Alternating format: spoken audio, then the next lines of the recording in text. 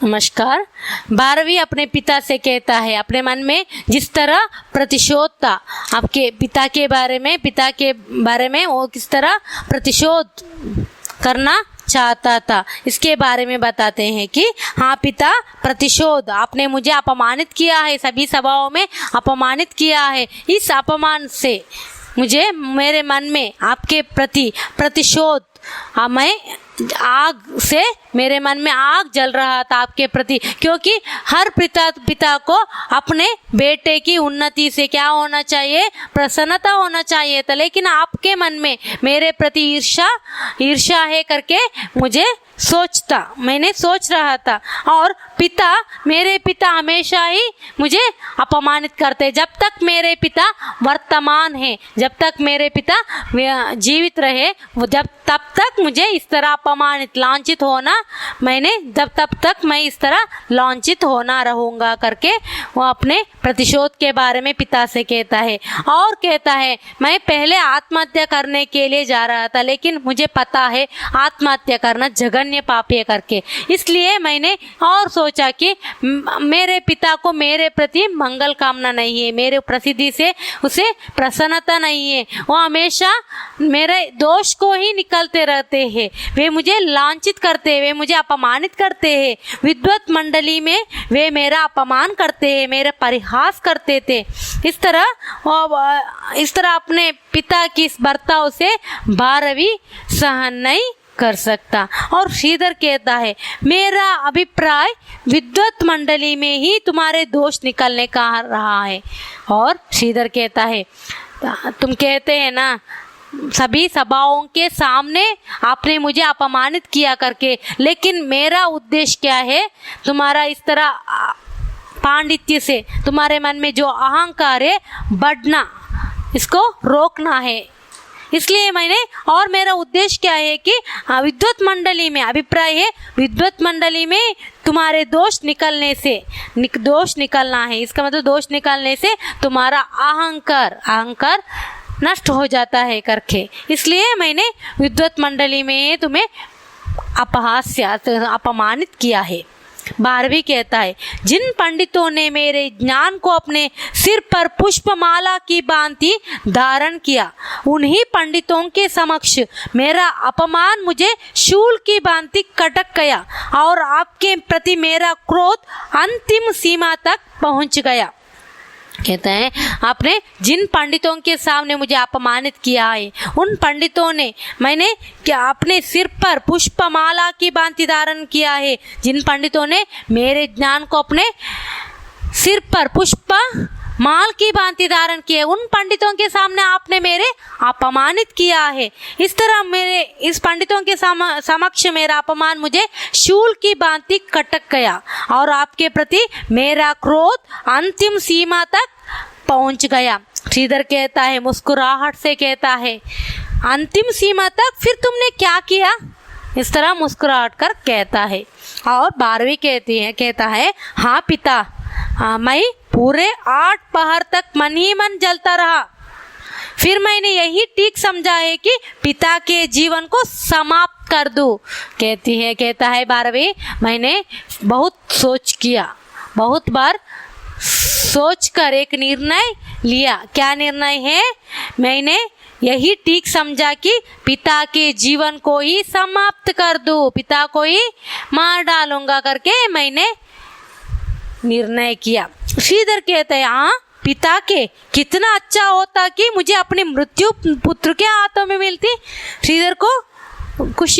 श्रीधर कहते हैं, हाँ पिता को तुम मुझे मारने की कोशिश की, मारने के लिए सोच लिया। हाँ, मुझे मेरे बेटे से इस तरह मेरा मृत्यु बेटे के हाथों में मिलती तो कितना अच्छा होता है करके कहता है। 12वीं कहता है, 12वीं आगे कहता है, मैं संध्या से ही इस घर के कोने में छिपा हुआ था। जब आधी रात में माताजी और आप निद्रा में लीन रहते तो मैं दबे पाँव आकर आपकी ग्रीवा पर यह तलवार रख देता। और 12वीं अपने सोच के बारे में कहता है, मैं शाम से ही, कहाँ थे 12वीं, शाम से ही उसी कोने में छिपा हुआ था। घर में ही एक कोने में छिपा हुआ था। बारहवीं कहीं नहीं गया था। जब आधी रात में, क्या सोचता कि आधी रात में होते ही जब माताजी और पिता निद्रा में लीन रहते तो उसी वक्त अपने आपको मतलब श्रीधर को तलवार से, ग्रीवा मतलब गले पर यह तलवार रख देता, आपके जीवन को नष्ट कर दूंगा करके मैंने सोच लिया, मार दूंगा, ऐसे मन में सोचता, मेरे मन में इस तरह सोचता है कि इस तरह प्रतिशोध से मैंने आपको, जब आप और माता जब तक निद्रा में लीन रहते हो तब आकर इस तलवार से आपके मस्तक काट कर मेरा प्रतिशोध पूर्ण करने के लिए मैं सोच रहा था। श्रीधर कहता है, फिर तुमने क्यों नहीं किया? यह कार्य तो तुम अब भी कर सकते हो। और भी श्रीधर कहता है, पहले ही 12वीं ग्लानि में है। श्रीधर कहता है, अच्छा है तुम्हें मेरे निद्रा में आकर, जब मैं निद्रा में लीन होता है तब आकर मुझे तलवार से मारने के लिए नहीं हुआ, लेकिन अब तो मेरी अब भी कर सकता हो, तुम्हें चाहे कि अब भी तुम मेरे मस्तक को काट कर सकता हो। 12वीं कहता है, पिता मुझे और अधिक लांछित ना कीजिए। 12वीं गुस्सा आता है। 12वीं कहता है, आपसे प्रतिवाद करने की क्षमता मुझ में नहीं है, आपसे बहस करने की क्षमता मुझ में नहीं है। आप मुझे और अधिक लांछित, और अधिक अपमान ना कीजिए, अपमानित ना किए, अपमानित ना करो, मेरी ग्लानि को अधिक ना बढ़ाइए, मेरे दुख को और भी ज्यादा नहीं बढ़ाइए। आपकी यह पुत्र वात्सल्य ही है कि आप मेरे अहंकार को दूर कर मेरी अधिकाधिक उन्नति चाहते हैं। आपके अभी 12वीं को समझ में आ रहा है कि क्योंकि अपने पिता क्यों इस तरह डांट रहे हैं करके। 12वीं कहता है, आपके मन में जो पुत्र के बारे में पुत्र वात्सल्य ही है, इससे कारण ही आप मेरे अहंकार को दूर कर मेरी अधिकाधिक उन्नति चाहते थे। ओ पिता, आप कितने महान हैं, मेरे अहंकार को दूर कर मुझे साधना के पथ पर बढ़ाने वाले पिता। मैं पापी हूँ, पितृ हत्या से प्रतिशोध लेने वाला यह नरकीय पुत्र आज प्रायश्चित रूप में अपना मस्तक कटवाने की भिक्षा मांगता है और अपने आप में पश्चाताप करके कहता है, 12वीं मैं पापी हूँ पिता, आपके मन में इस पुत्र वात्सल्य के कारण ही आप इस तरह मुझे अपमानित किया करके मुझे समझ नहीं पा रहे, इसलिए मैंने फिर भी मैंने आपको तलवार से मारने के लिए आया हूँ। मैं पापी हूँ, पितृहत्या से प्रतिशोध लेने वाला यह नरकीय जीवन मुझे नहीं चाहिए, आज ही मेरे मस्तक को काट दीजिए करके कहता है। श्रीधर शांत, किंतु ना तो मैं प्रतिशोध लेता हूँ और ना भिक्षा देता हूँ, फिर भी मैं दंड चाहता हूँ। 12वीं कहता, श्रीधर कहता है, तुम्हें अभी पश्चाताप हुआ है, अपने गलती का एहसास हुआ है, यही तुझे दंड है। फिर इस तरह ग्लानि में न रहो करके कहता है, शांत रहो, प्रतिशोध लेते, किंतु ना तो मैं प्रतिशोध लेता हूँ और ना भिक्षा देता हूँ, फिर भी मैं दंड चाहता हूँ। फिर भी 12वीं क्या मांग रहा है? दंड चाहता हूँ, मुझे दंड दीजिए, मुझे किसी भी पनिशमेंट दंड दीजिए करके कहता है। श्रीधर कहता है, किंतु मूर्ख, पितृहत्या का दंड पुत्र हत्या नहीं है। अंडरलाइन कीजिए और याद में रखिए, क्या है? पितृहत्या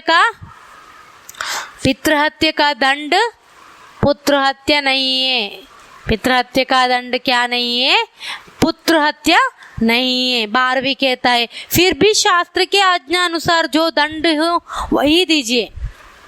श्रीधर कहता है, पितृहत्या का दंड पुत्र हत्या नहीं है। और 12वीं कहता है, फिर भी शास्त्रार्थ में क्या नियम है, इसके इसका प्रकार भी तो मुझे जो दंड है वह दीजिए। श्रीधर कहता है, किंतु मैंने तुम्हें क्षमा किया बस, दंड की व्यवस्था पाप के स्थिर रहने में है। जब यह पाप स्थिर नहीं रह सकता तब दंड को आगे बढ़ने की आवश्यकता नहीं है। प्रायश्चित के रूप में मृत्यु को स्वीकार कर लिया तो इसलिए दंड की तुम्हें प्रायश्चित हुआ है, अभी तुम्हें अपनी गलती का एहसास हुआ है, तुम्हें कोई दंड की आवश्यकता नहीं है करके अपने बेटे बारहवीं को समझा रहे हैं। फिर भी बारहवीं कहता है पाप के लिए ना सही मेरे प्रायश्चित के लिए भी तो कुछ व्यवस्था होनी चाहिए। फिर मेरे प्रायश्चित करने के लिए तो भी आप मुझे दंड देना चाहिए। तेरे लिए पश्चाताप ही प्रायश्चित है। और श्रीधर कहता है तेरे लिए तो जो प्रायश्चित पश्चाताप कर रहे हैं तुम, ये पश्चाताप ही प्रायश्चित है। बारहवीं कहता है आप महान हैं पिता, किंतु मेरे लिए यह क्षमा असह्य होगी।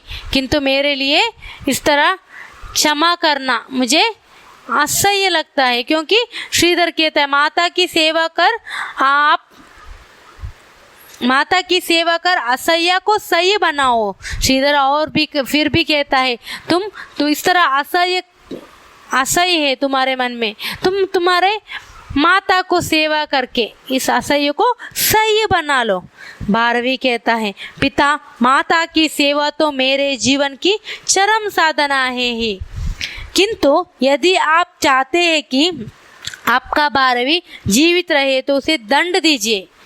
माता को सेवा करना मेरा चरम साधना है, लेकिन आप मुझे दंड देना ही चाहिए। श्रीधर कहता है पुत्र यदि जीवन को दंड समझ ले तो क्या हानि है।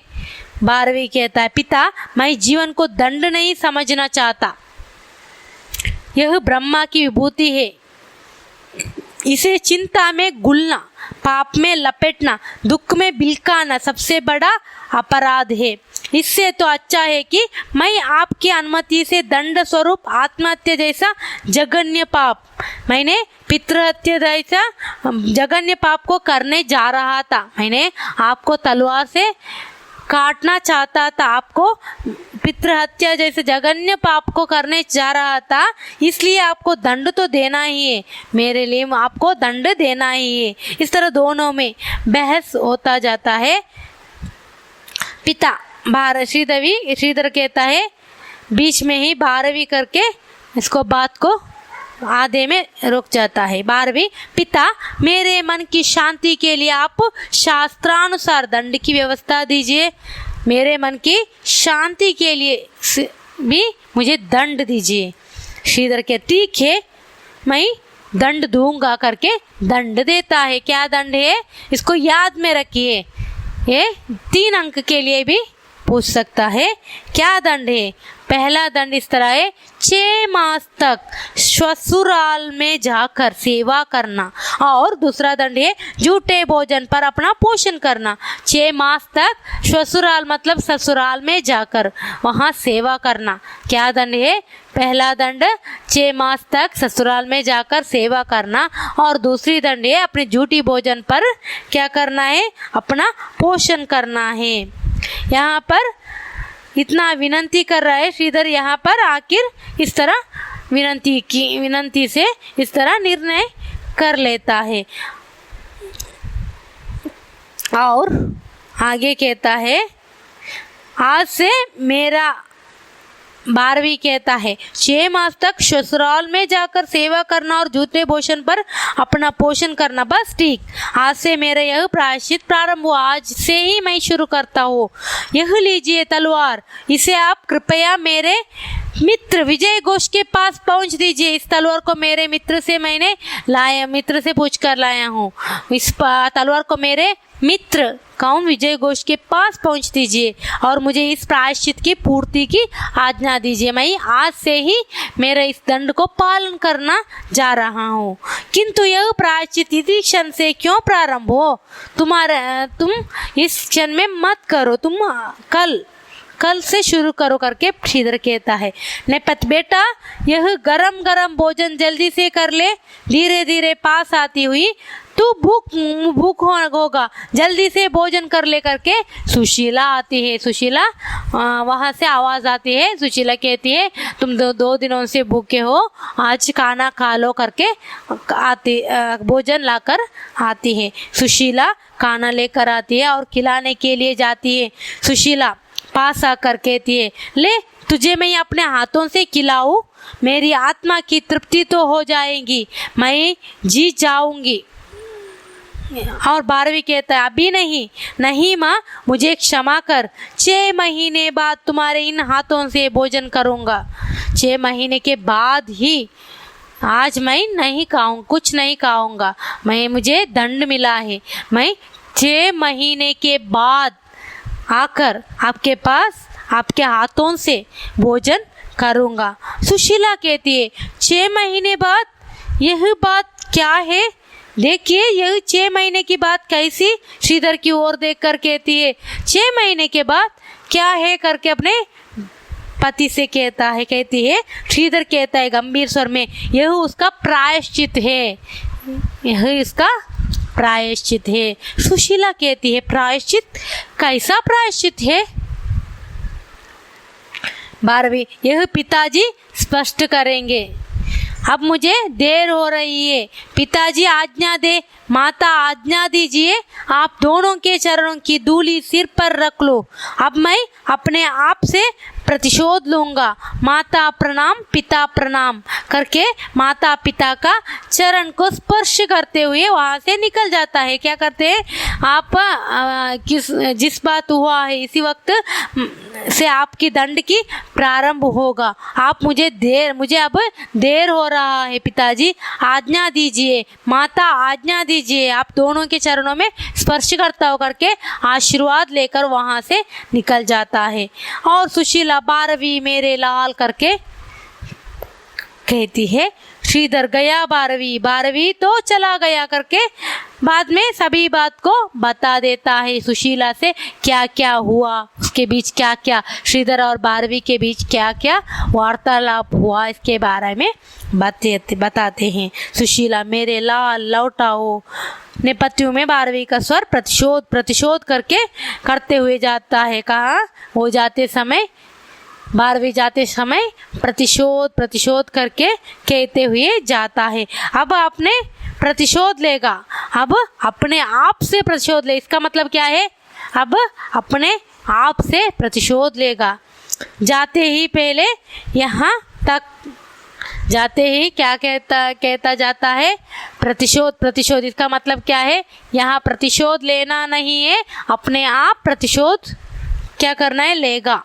इस तरह प्रतिशोध, अपने आप से प्रतिशोध लूँगा करके 12वीं वहाँ से निकल जाता है। इस तरह आपके पाठ में जो एकांकी ये प्रतिशोध पूर्ण होता है, पूर्ण समाप्त होता है। और इस एकांक में श्रीधर क्या करना चाहा? 6 मास तक ससुराल में, 12वीं इस तरह 6 मास तक ससुराल में सेवा करने से ड्यूटी क्या क्या दंड दिया? 6 मास तक ससुराल में जाकर सेवा करना और झूठे भोजन पर अपना पोषण करने। इस तरह दंड से क्या सोचा कि इस तरह दंड देने से 12वीं में जो अहंकार है, 12वीं के मन में जो अहंकार है नष्ट हो जाता है। बाद में इस तरह दंड को पूर्ण होने के बाद, दंड को पालन करने के बाद 12वीं अपने पिता जो दंड दिया है इसको पालन करने के बाद महाकवि बन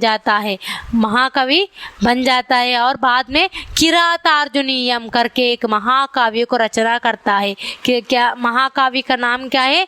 किरातार्जुनीयम करके एक महाकाव्य का निर्माण करता है और बाद में प्रसिद्धि, इसके लिए बहुत प्रसिद्धि पाता है, इसलिए अपने बस इसका प्रसिद्धि और भी बढ़ जाता है। इस तरह पिता ने उसको दंड दिया, इसलिए इस तरह दंड दिया। और इस पाठ से हमें यह संदेश मिलता है कि माता पिता बच्चों को जो डांटते हैं, स्पेशली पिता है बच्चों को डांटते हैं, ज़्यादा ही डांटते हैं, लेकिन बच्चों इस तरह अपने पिता की डांटने से उसको बुरा गलत मत समझना चाहिए। जो पिता डांटते हैं इसके मन में श्रीधर की तरह ही अपने बच्चों के प्रति मंगल कामना छिपी है। इस तरह क्या संदेश मिलता है कि इसके पिता के मन में क्या है, अपने बच्चों के प्रति प्यार है, इस प्यार से ही वो डांट रहा है। जिस तरह 12वीं सोचते हैं पिता डांटने से किस तरह